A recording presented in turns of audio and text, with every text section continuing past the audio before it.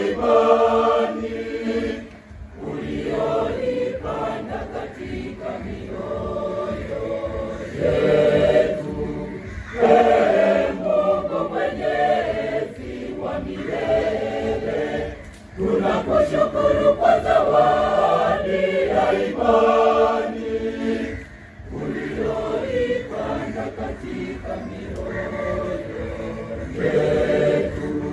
Tunakushukuru pia kwa miaka 25 ya uwepo wa imani katika parokia yetu.